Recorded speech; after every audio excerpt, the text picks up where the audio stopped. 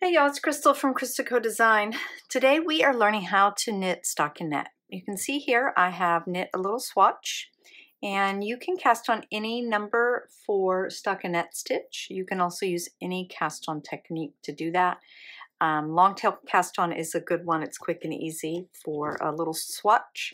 I'll link up some cast ons for you in the description if you need that.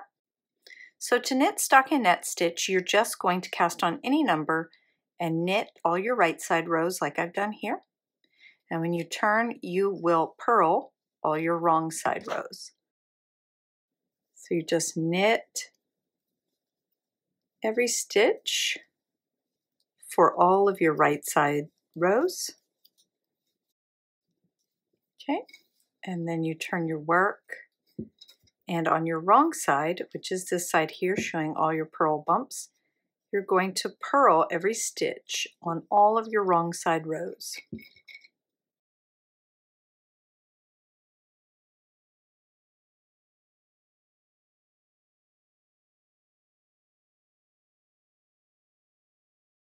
And you just keep alternating rows of knits and purls until your swatch is to the size that you need, or your project's to the size that you need. So one of the features of stockinette is that it rolls at the sides and the beginning and ending rows. So there's a couple things you can do to combat that, but the easiest one is just to work a few rows of garter stitch and a few stitches of garter stitch. So I'm going to show you how to do that now. Okay, so after you have cast on, we're going to start with a couple of rows of garter stitch so that our stockinette will lay flat. So I insert my right needle under the front leg here of my first stitch, wrap the yarn over the needle, pull it through, slide it off the left needle and onto my right needle. And then I'll repeat that in each stitch across.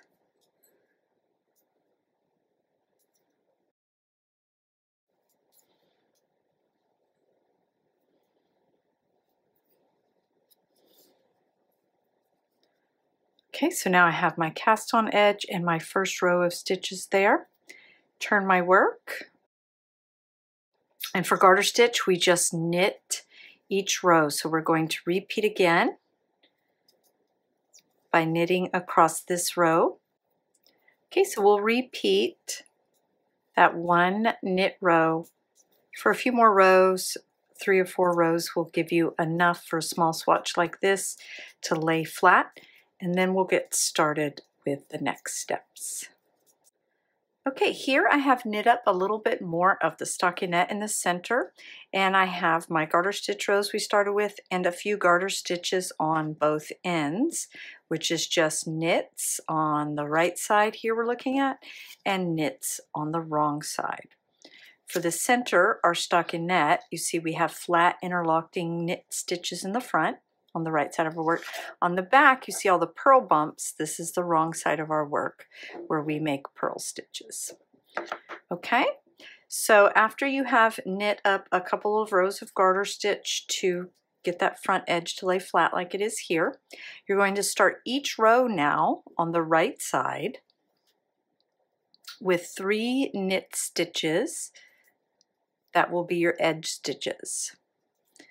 Now for stockinette, our right side, we just knit all the way across. So we'll continue knitting each stitch across.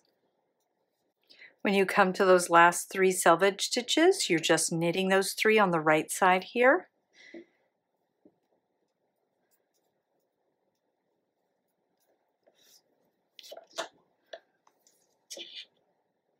See how our edge is nice and flat? If we just knit stockinette, that edge curls up, the bottom curls up.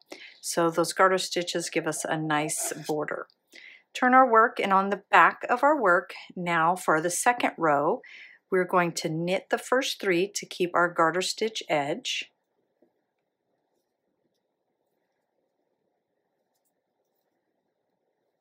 Now for this row we're going to purl. So I bring the yarn in the front, insert my needle purlwise from right to left in that front leg, yarn over, and pull that through, slide it off the left needle and onto the right needle. Purl again, and continue purling across until those last 3 stitches. If you have stitch markers and want to use them to denote your edge stitches, where to stop purling and where to start knitting, that can be useful. You'll be able to see it easily on the right side, but on the wrong side they look more similar.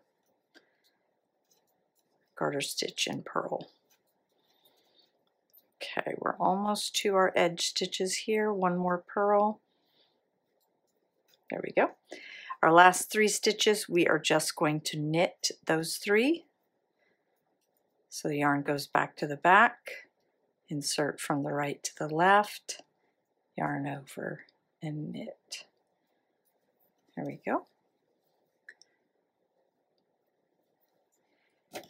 And that is all stockinette is. Knits on the front, purls on the back. If you're making a little square, rectangle, a flat project, you'll need to add your border or selvage stitches here on the beginning and end in the first rows, and at the end you'll repeat the 3 or 4 rows that you started with to match and then bind off. Here I have knit up a little sample in the round using circular needles and super bulky yarn. So the nice thing about knitting in the round is that you just knit. You don't have to do purl, even though the inside of your work or the wrong side has the purl bumps. You just knit around and around. So here my tail is showing me my first stitch from my cast on, and I've just finished a row here. So I just knit, and I see the knit stitch, the stockinette front of every row that's knit in the round. So I'm using magic loop to knit in the round with my circulars.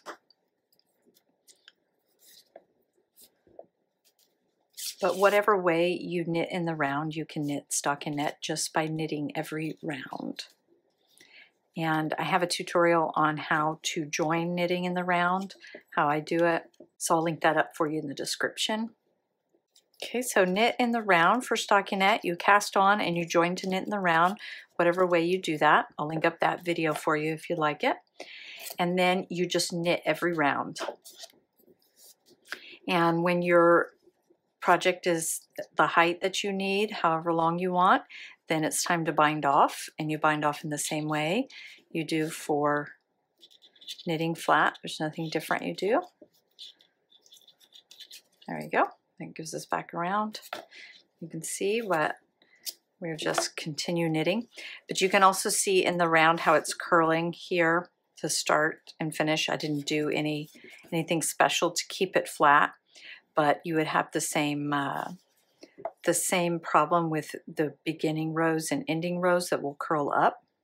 Sometimes you want that depending on your project, and just like knitting flat, you could start with another stitch that lays flat, like garter stitch, but for working it in the round, you would knit 1 round and then purl 1 round and repeat those for a couple of rounds to start and to finish. So that is how you knit stockinette. Let me know if you have any questions, if I missed anything, and I'll be sure to answer those in the comments.